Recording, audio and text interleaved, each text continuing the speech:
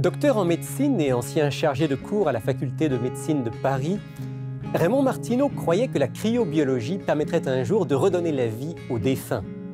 Alors il a fait construire sur mesure, dans les années 70, un congélateur qui pourrait accueillir son corps et le garder à une température de moins 65 degrés Celsius, et il a été placé à sa mort en 2002. Tout comme lui, une trentaine d'Américains décédés ont confié leur corps à des instituts de cryogénisation qui se chargent de les garder à moins 196 degrés Celsius dans de l'azote liquide, jusqu'à ce que la science puisse, enfin un jour, trouver le moyen de les ramener à la vie.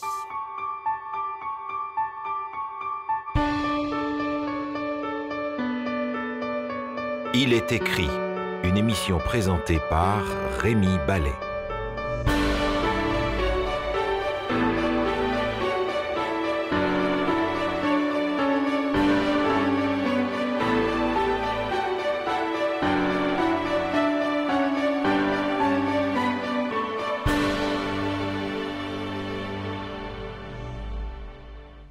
Roland Meyer, je suis content de vous retrouver dans l'émission Il est écrit aujourd'hui. Bienvenue à nouveau sur notre plateau. Merci. Pour, j'allais dire, poursuivre ce que nous avons commencé ensemble, ce dialogue autour de la nature de l'homme et de l'espoir aussi que l'homme porte en lui et que la Bible nous définit comme étant, vous avez dit, le réveil. Aujourd'hui, on parle du réveil. Alors, certains essayent de trouver ce retour à la vie dans la science. J'évoquais il y a un instant ces gens qui se font congeler pour un jour peut-être se réveiller. Je ne sais pas ce que vous pensez de cette piste-là. Visiblement, ce n'est pas celle que la Bible nous propose. Non, mais dont je suis convaincu, c'est que l'homme n'est pas satisfait de sa situation et il cherche des voies de sortie, des voies de secours. Donc c'est normal et je dirais c'est naturel par rapport à sa nature humaine mortelle de trouver des issues pour essayer de se dire mais c'est pas fini lorsqu'on meurt, donc on va essayer de trouver par la science une sortie. La Bible, c'est vrai, ne nous donne pas cette même sortie. Est-ce qu'on peut juste rappeler ce qu'on disait dans la dernière émission, à savoir en quelques mots ce qu'est la condition humaine? Qu'est-ce que la vie? Qu'est-ce que la mort? Et puis on parlera aujourd'hui au-delà. Oui, alors d'après la Bible, la vie est une situation de dépendance d'abord à Dieu ou de Dieu. Un être humain n'est pas vivant en tant que tel. Le mot vivant est gardé pour définir Dieu. L'être, c'est un être vivant, c'est-à-dire c'est un être qui a besoin d'une source de vie pour pouvoir vivre. Qui la reçoit. Il la reçoit. Maintenant, il l'a perdue dans le grand conflit qui est mentionné dans le livre de la Genèse, au chapitre 3. On s'aperçoit qu'il a perdu cette possibilité de contact qui le maintenait dans une dimension dynamique de l'immortalité. Donc, il est devenu mortel. Maintenant, la mort est définie comme un état d'attente. Vous voyez, dans l'Ancien Testament, on va parler du mot Sheol pour parler de ce lieu et ce temps d'attente. Et dans le Nouveau Testament, on va parler du mot Hadès, le nom du dieu grec de la mort. Et donc, ces deux mots ne définissent pas seulement un état, mais aussi un temps d'attente, en attendant quelque chose d'autre. Et c'est précisément ce que nous révèle la Bible. Alors, ce qu'on attend, et on a déjà un petit peu évoqué dans la dernière émission, c'est le réveil. Ce réveil qu'on appelle aussi la résurrection, on va essayer ensemble un petit peu d'explorer ce qu'en dit la Bible, j'allais presque dire de réchauffer nos foies à travers ces textes merveilleux. Est-ce que c'est une espérance qu'on trouve déjà dans l'Ancien Testament ou est-ce que c'est essentiellement dans le Nouveau Testament? Alors, c'est principalement dans le Nouveau Testament, mais dans le Premier Testament ou l'Ancien Testament, on trouve aussi des clins d'œil sur cette dimension. Parce que ce n'était pas tellement la préoccupation des auteurs de l'Ancien Testament que de philosopher ou de parler de la mort et de la résurrection. De la mort, on en parle, mais pas tellement de la résurrection. Par contre, on va trouver des résurrections qui sont accomplies. Si par exemple, vous prenez le livre des Rois au chapitre 17, on a le prophète Élie qui va faire une résurrection d'un enfant, d'un jeune. Et cette résurrection va être une sorte de type qui va nous donner l'espoir en disant mais peut-être que malgré la mort, il y a une vie possible. Parce que si Dieu peut, à travers le prophète, ressusciter un enfant, voilà. Donc il doit pouvoir un jour redonner la vie à tous. Et on a tous les exemples aussi du Nouveau Testament où même Jésus ressuscite des gens. Alors bien sûr qu'on peut se dire que deviennent-ils après ces gens? Malheureusement, le seul bonheur, c'est de mourir une deuxième fois pour eux. Mais on a en même temps cette assurance que c'est possible. Alors, pour ne pas mourir une deuxième fois, ou pour ne pas mourir définitivement, bien, il y a Jésus. Et on parlera aussi de la résurrection de Jésus. Alors, pour revenir à votre question dans l'Ancien Testament, il y a plusieurs textes, mais qui parlent surtout de résurrection spirituelle ou de résurrection nationale. Mais il y en a un qui est très fort et qui parle de résurrection à la fin des temps. Est-ce qu'on peut le lire ensemble? On peut le lire ensemble, oui. On le trouve dans le texte du prophète Daniel. Et dans ce texte du prophète Daniel, on va le trouver au chapitre 12e, qui est le dernier chapitre. Oui, le dernier chapitre.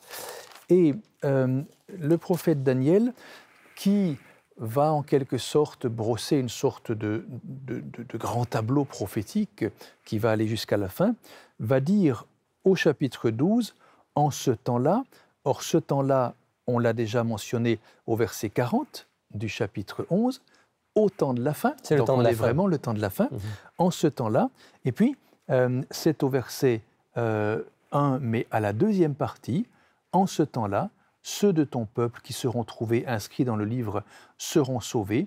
Plusieurs de ceux qui dorment dans la poussière de la terre se réveilleront, les uns pour la vie éternelle et les autres pour l'opprobre ou pour la honte éternelle. Donc il y a manifestement une résurrection qui est attestée. Ici, ce n'est pas le mot résurrection, c'est le mot sortir du sommeil, parce qu'on parle aussi du sommeil. Se réveilleront, ici, exactement. Ils dorment, le texte est clair, et ils se réveilleront. Ils reviendront à la vie. Alors, on a déjà là une tendance qui est donnée.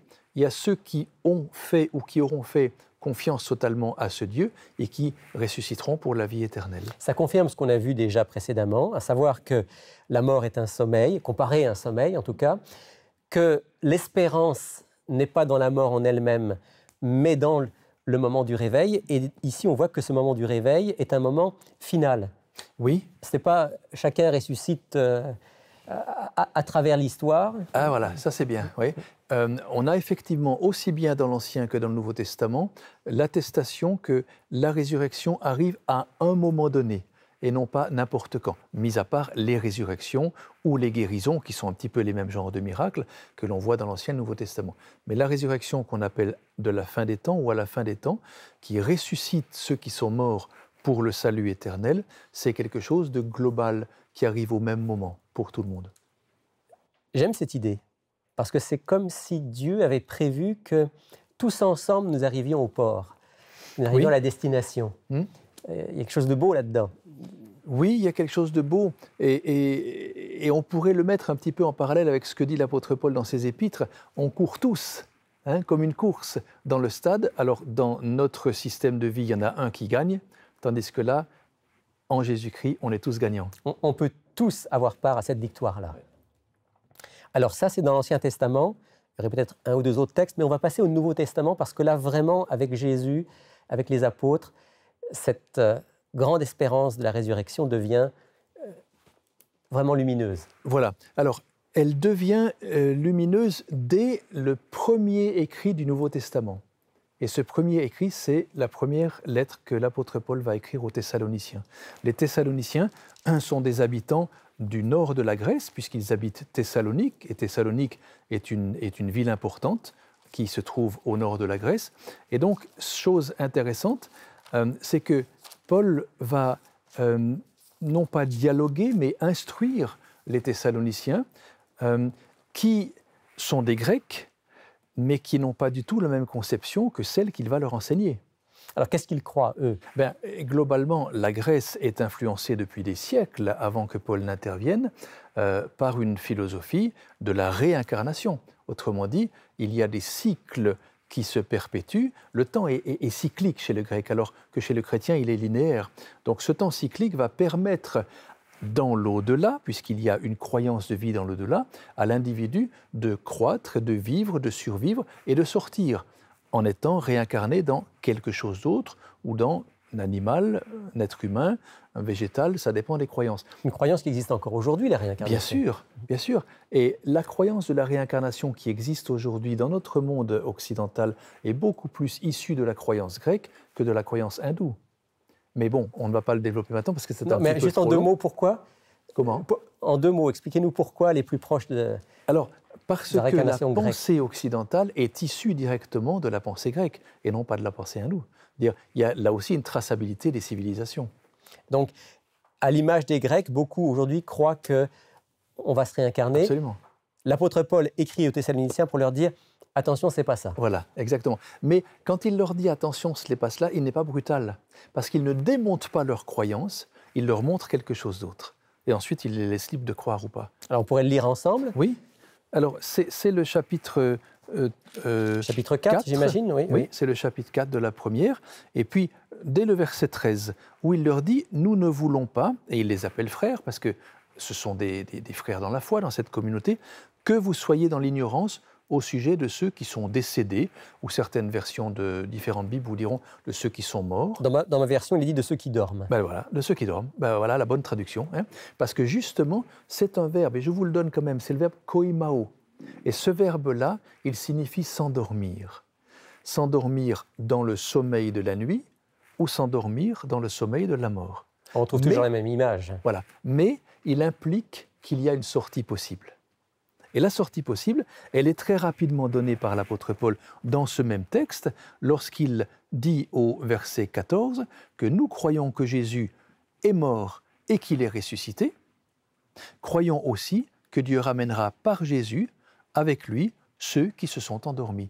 Donc vous voyez, il y a une sorte de correspondance entre Jésus qui est ressuscité et la résurrection des êtres humains qui devient possible. C'est la résurrection de Jésus, qui celle-là n'était pas une résurrection momentanée mais définitive, qui préfigure la grande résurrection finale. Absolument. D'ailleurs, c'est ce que l'apôtre Paul va développer dans la première épître aux Corinthiens. Cette fois-ci, on est dans le sud de la Grèce. Mais on est toujours dans la Grèce, et c'est toujours le même message. Et au chapitre 15, et au verset 20 et 23, il va dire « Jésus est les prémices de ceux qui sont morts ».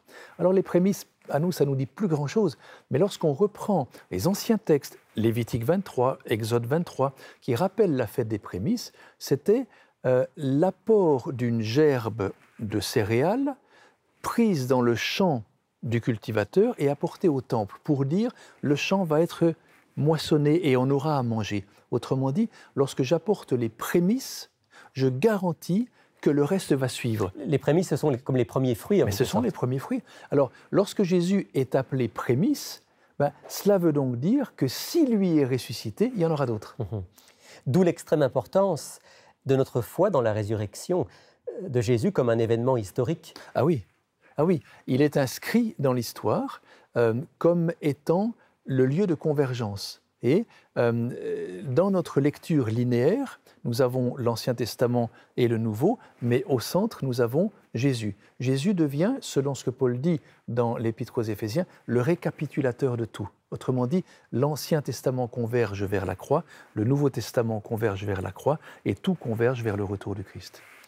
Le Christ est ressuscité parce qu'il a porté notre condition humaine, il a été homme, il est mort, il a dormi lui aussi, oui. Il s'est réveillé,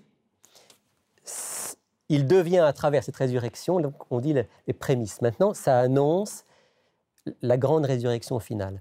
Est-ce que le Nouveau Testament nous donne d'autres informations ou enseignements plutôt sur cette résurrection? Est-ce qu'il nous dit davantage sur ce qu'elle représente? Ah oui, alors le grand développement, il est aussi de l'apôtre Paul, mais il se trouve dans la première épître aux Corinthiens, celle que nous venons de citer aussi. Alors là, ça vaut peut-être la peine de juste jeter un coup d'œil au texte. On va aller certainement, oui, on va aller certainement dans la première épître aux Corinthiens. Là, on est dans les années 56 de l'ère chrétienne, donc on est une vingtaine d'années après le départ de Jésus pour le ciel, un peu plus de 20 ans. Et donc l'apôtre Paul va écrire aux Corinthiens, Corinthe qu'il connaît très bien d'ailleurs, il va chapitre écrire 15, ce long texte du chapitre 15. Oui. Quel verset est-ce que vous voudriez qu'on lise? Alors écoutez, il y en a 58, donc on ne va pas tous les lire, mais peut-être que nous pourrions lire le verset 51. Très bien. Donc 1 Corinthiens 15, verset 51 et suivant. Oui, oui, jusqu'au verset 53. Je vous laisse lire. Oui. Alors, je vous dis un mystère. Nous ne mourrons pas tous, mais tous nous serons changés. En un instant, en un clin d'œil, à la dernière trompette. La trompette sonnera et les morts ressusciteront incorruptibles, et nous serons changés. Car il faut que ce corps corruptible revête l'incorruptibilité et que ce corps mortel revête l'immortalité. Puis il reprend après cette même idée. Alors ce qui est intéressant dans ce texte, c'est que nous n'avons pas une expression d'un lent processus comme la réincarnation, mais d'un processus instantané. Ça ressemble à la création. Mais oui, parce que le mystère qu'il dit aux Corinthiens, c'est que c'est en un instant, en un clin d'œil. Littéralement, le mot « en un instant » qu'il utilise, c'est un temps qui est indivisible, tant il est court. Et en même temps, il a l'impression qu'ils n'ont pas très bien saisi, donc il leur dit « c'est en un jet de paupières », c'est le mot qu'il utilise. Et un clignement d'œil, c'est très rapide. Je me suis laissé dire que les physiciens ont calculé cela à plus de 500 km/h. Donc c'est très très rapide le clin d'œil. Et Paul veut leur dire c'est en un rien de temps que la résurrection arrive. C'est donc Dieu à ce moment-là qui intervient par son pouvoir créateur et qui redonne la vie. Voilà, donc la résurrection n'est pas un acte de l'homme, mais un acte divin. On revient à ce qu'on disait déjà précédemment. Notre espérance ne peut pas être en nous ou dans une âme immortelle qui serait en nous, dans une capacité à revenir à la vie. Ça vient de l'extérieur, ça vient de celui qui nous a donné la vie. Ça vient de l'extérieur. Et Paul va utiliser ici le mot corps, et c'est intentionnel, puisque les Corinthiens croient à l'immortalité de l'âme et à la mortalité du corps. Paul leur dit, c'est le corps qui ressuscite. Mais dans l'idée de l'anthropologie de la Bible, l'esprit, l'âme et le corps ne sont pas des entités qui se conjuguent et qui se complètent, mais on peut dire que l'homme est une âme vivante, l'homme est un esprit vivant, l'homme est un corps vivant. Il était mortel, il devient immortel. Et c'est les deux seuls textes de toute la Bible qui parlent non pas de l'âme immortelle, mais du corps immortel au moment de la résurrection. Évidemment, pas le même corps que celui que nous avons en ce moment. Alors, il est appelé corps spirituel dans les versets qui précèdent, qu'on n'aura peut-être pas le temps de développer, mais un corps spirituel, c'est, si vous voulez, celui que Jésus a eu après sa résurrection à lui. On pouvait le toucher, on pouvait dialoguer avec lui. Il a fait griller des petits pains et des poissons pour ses disciples au bord du lac de Tibériade. C'était un Jésus physique. Mais on appelle son corps un corps spirituel, c'est-à-dire c'est un corps qui ne peut plus être ni attaqué ni détruit par le mal, donc qui ne peut plus mourir. Ça, c'est la grande espérance d'avoir un corps qui ne dégénère pas comme le nôtre. Est-ce que malgré tout, ce corps différent porte la même personne? On a un petit peu parlé déjà ensemble, mais où est l'assurance que nous serons bien nous-mêmes? Alors, si vous regardez dans ce même texte, mais on va remonter un petit peu dans la lecture, au verset 35 de ce même texte, l'apôtre Paul va utiliser une image. C'est toujours en Corinthiens 15, et cette image, ça va être celui ou celle du grain de blé. Il dit, on met le grain de blé en terre, et ce qui sort, c'est pas un grain de blé, mais c'est pas non plus un érable, c'est pas un bananier, c'est pas un baobab, c'est du blé. Donc, c'est une plante de la même sorte, de la même espèce qui sort, mais tellement différente. Parce qu'un grain de blé ou un épi de blé, c'est différent au niveau de la quantité et de l'expression de vie. Le grain de blé qui est en train de pourrir dans la terre, comme le corps qui est mis en terre, ressort en un épi qui va donner de la vie, qui va donner à manger. Et Paul prend cette image-là tout au long de ses développements en disant, ben c'est ça, à partir du verset 42, il va dire, on est mis en terre mais on ressuscite. Glorieux, dynamisé, puissant, spiritualisé. Nous serons nous-mêmes, mais avec une dimension extraordinaire de développement telle que Dieu l'a voulu dès le départ. Voilà, mais toujours créature dépendant de Dieu, et jamais on deviendra des dieux. Arnaud Maillard, il nous reste quelques instants dans cette émission. La question qui me brûle les lèvres et que je voudrais vous poser en terminant, comment est-ce que vous et moi pouvons avoir la certitude que cette expérience sera la nôtre? Parce que si j'ai bien compris le message de la Bible, ce n'est pas quelque chose d'automatique que de participer à cette résurrection glorieuse et finale. Alors déjà par la foi, et la foi est un processus difficile à définir, mais la croyance que je peux avoir. Et une fois la foi acquise et développée, il y a un texte merveilleux qu'on peut lire peut-être pour Certainement. conclure. Et ça, on va le trouver dans l'Évangile selon Jean. Jean a été très proche de Jésus et donc il a rapporté beaucoup de paroles que Jésus a prononcées. Et je vous propose le chapitre 6 et le verset 39e. La volonté de celui qui m'a envoyé, donc Jésus parle, c'est Dieu qui l'a envoyé pour sauver l'humanité, c'est que je ne perde aucun de tous ceux qu'il m'a donnés, mais que je les ressuscite. Et là, le dernier jour est mentionné, au dernier jour. Alors le verset 40, la volonté de mon Père, c'est que quiconque voit le Fils et croit en lui ait la vie éternelle, et je le ressusciterai au dernier jour. Alors la croyance en Jésus capable de me ressusciter parce que lui est ressuscité aussi, ça nous donne la garantie de notre propre résurrection au dernier jour. Cette foi en lui nous unit à lui sur le chemin de la résurrection. Merci Roland Meyer. Est-ce que vous voudriez terminer cette section de l'émission en priant avec nous pour que Dieu enracine dans nos cœurs cette foi vivante? Très volontiers. Notre bon Père, nous te remercions parce que nous découvrons en lisant ce que tu nous as révélé, des textes qui nous apprennent tant de choses sur qui nous sommes, mais aussi qui nous disent que nous pourrons devenir autrement, quelqu'un d'autre, de tellement plus fort et vivant pour toujours. Nous voulons te remercier parce que nous pouvons comprendre que ces moments de tristesse et de séparation à cause de la mort ne sont que passagers et nous te demandons de nous aider à tous et toutes attendre ce jour du rendez-vous de la vie que nous appelons la résurrection. Donne-nous cette force et cette patience dans cette attente. Au nom de Jésus. Amen. Amen. Bonjour, je m'appelle Sylvain Duval et je suis responsable des cours bibliques à Il est écrit. J'aimerais personnellement vous inviter à approfondir les sujets abordés dans nos émissions à l'aide du cours Découverte. Cette étude explore tous les grands thèmes bibliques en relation avec notre vie quotidienne. Ce cours est entièrement gratuit. Vous pouvez le suivre par correspondance, par Internet et bien sûr en personne avec un instructeur. Inscrivez-vous dès maintenant à ilestécrit.tv ou tout simplement par téléphone au 1-866-729-3515. Si vous êtes des habitués de l'émission, vous savez que nous sommes maintenant arrivés au moment de l'offre du jour. Offre du jour que va nous présenter, comme d'habitude, Gabrielle. Bonjour Gabrielle. Bonjour Rémi. Alors Gabrielle, il y a quelque chose de spécial aujourd'hui dans cette offre du jour. Oui, tout à fait. Donc premièrement, l'offre du jour porte le même nom que l'émission d'aujourd'hui, donc le retour à la vie. Et ce qui est encore plus spécial, en fait, c'est qu'aujourd'hui, on a le privilège d'avoir l'auteur du livre avec nous sur le plateau. Donc Roland Meyer, on est très content de vous avoir avec nous. Est-ce que vous pourriez nous présenter ce livre que vous avez écrit? Mais volontiers. Alors, c'est d'abord un petit livre, qui est un livre facile à lire et qui est en fait le fruit de passablement d'années de réflexion et de beaucoup de conférences publiques que j'ai données. Et je me suis dit que mes auditeurs seraient certainement heureux de pouvoir cheminer dans cette pensée et de lire et de contrôler si ce que j'ai dit est à peu près vrai. Donc j'ai écrit très rapidement ce petit texte qui ne comporte pas beaucoup d'annotations de bas de page ni de vocabulaire difficile.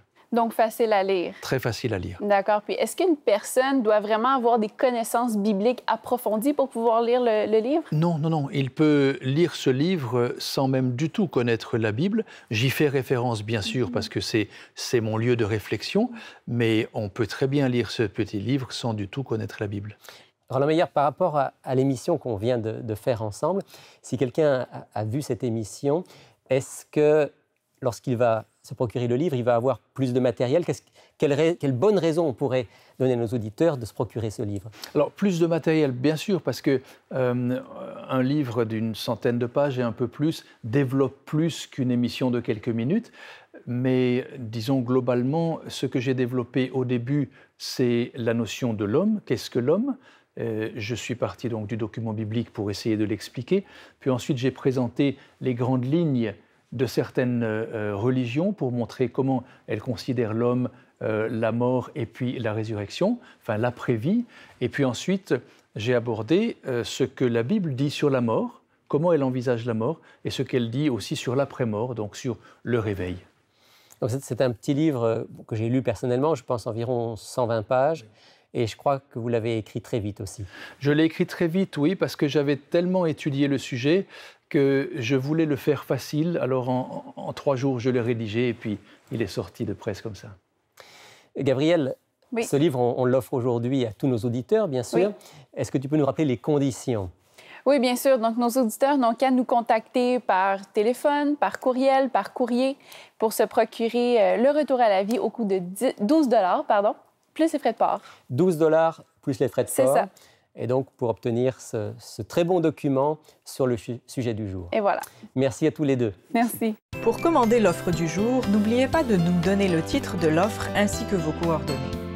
Vous pouvez également passer votre commande sur le web à ilétécrit.tv ou par téléphone au 514-729-3515 dans la région de Montréal et sans frais au 1-866-729-3515 pour l'extérieur de Montréal. Sylvain, on va terminer cette émission en offrant à nos auditeurs 2 minutes de voyage à travers le Québec dans 3 belles régions. Oui, 3 belles régions, c'est vrai, tu as raison. Et une de ces régions-là, c'est Sept-Îles, dans le nord du Québec. Puis on a des auditeurs là-bas, comme tu sais. Donc j'ai l'occasion de pouvoir communiquer avec eux. Donc des auditeurs fidèles dans la région de Oui, bien, c'est-à-dire Sept-Îles? qu'à Sept-Îles même, et je pourrais dire à 1 heure, 2 heures, même 3 heures de la ville de Sept-Îles sur la Côte-Nord. Et puis on a un collaborateur là-bas. On a un collaborateur, bien sûr, aussi. J'ai l'occasion de prier avec lui aussi dimanche matin pour ces personnes qui écoutent le programme Il est écrit. Donc Patrick, on salue Patrick. On salue Patrick Voilà. et son épouse. Puis en même temps, bien, j'aimerais maintenant vous inviter à voyager un petit peu. Puis on se rend à Rimouski maintenant. Donc on traverse le fleuve. Puis à Rimouski, on a une dizaine de personnes actuellement qui sont fidèlement réunies le samedi pour pouvoir partager puis célébrer aussi. Donc des gens qui ont pris contact avec Il est écrit, qui maintenant ont formé un petit groupe là-bas. Voilà. Puis on a des auditeurs aussi qui vont peut-être avoir l'opportunité de nous rencontrer là-bas. De nous rejoindre. Oui. Et on salue en particulier là-bas aussi un couple de collaborateurs, Pierre-Paul et José. Bien oui, c'est ça. Donc, on a l'opportunité aussi de se déplacer, toi et moi, des fois. Donc, quand je parle avec les auditeurs, je leur dis que... Ça nous arrive d'aller à Rimouski. Peut-être que je vais vous rencontrer. OK, de Rimouski, on passe à Baie des Chaleurs. Baie des Chaleurs. Dans la Gaspésie Sud. Donc, on a aussi des amis là-bas, Telmo et Sabrina, qui en réalité sont nos collaborateurs, mais en même temps, on a un projet d'avoir un petit groupe dans cette région-là aussi. Avec aussi pas mal d'auditeurs dans cette région. Oui. Il y a bien d'autres régions, mais en tout cas, on voulait en saluer quelques-uns aujourd'hui. Merci Sylvain pour ce petit voyage. C'est à chaque fois une brise fraîche que de regarder vos émissions. Vous m'apportez bien souvent les réponses aux questions que je me pose. Merci pour vos émissions, elles m'aident beaucoup avec ma foi. Si vous aussi vous aimez les émissions Il est écrit, j'aimerais vous inviter à soutenir financièrement leur production pour que ces messages d'espoir continuent à être diffusés. Pour faire un don, rendez-vous sur ilétécrit.tv ou encore au 1-866-729-3515. Merci à l'avance pour votre générosité. Eh bien, nous voilà arrivés au terme de notre émission pour aujourd'hui. Merci de nous avoir suivis. Au nom de toute l'équipe d'Il est écrit, je vous souhaite une belle semaine. Une semaine pleine de force, de foi, d'espérance et d'amour. Et souvenez-vous, il est écrit « L'homme ne vivra pas de pain seulement, mais de toute parole qui sort de la bouche de Dieu ».